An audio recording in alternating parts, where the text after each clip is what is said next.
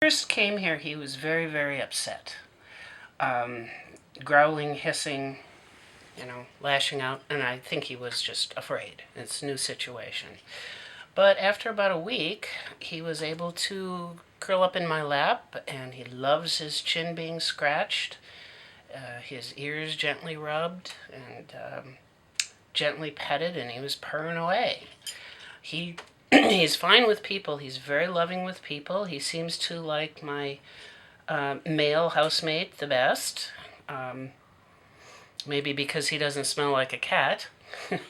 But around other cats, this guy is not real good. He would be best in a home with no other cats or no dogs, and probably no small children.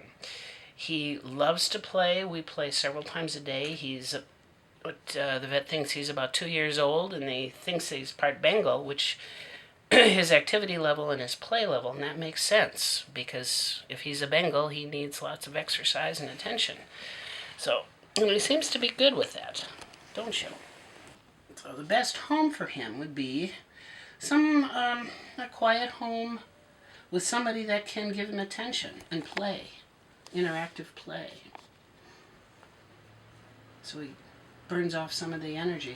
Because like you said, he was in a cage for several months at the vet. Yeah. Recuperating. So no wonder he was cranky. Yeah, I would be too. And a painful procedure. Yeah. With the same people trying to be nice after they did something that seemed mean. Well, at least they don't. They live in the moment. Yep. So, and he's adapted quite well to living inside a home, although he would love to get outside. So we've been very careful with sliding glass doors, keep them closed, front door, make sure that he's not around to zoom out. He does go out on my upstairs deck, which is enclosed, and he cannot get out on the street or anything, and he loves it. He loves the sunbeam. He goes out and he rolls around for a little bit, and then he comes back in. He just doesn't like my other cats at all.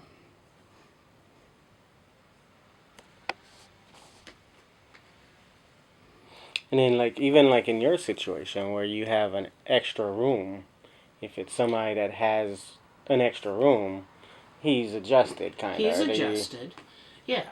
I mean, do you think, let's say if this wasn't a foster home, mm-hmm. and this was his home, same type of circumstances, do you think he's happy, or do you think... Oh, I think he's happy. Right. Oh, absolutely.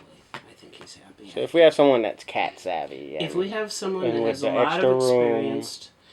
My suggestion for someone who wants to adopt him and seems like a good person and a good home, he would have to be... I would think he would have to be in a small space to begin with anyway. We always encourage adopters who take in a cat to put the cat in a smaller area at first, because cats are always...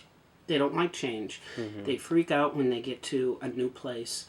And that's what he had here in this room. And about 2 weeks, I sequestered my cats and let him out. And he checked everything out, but he was afraid. He was afraid.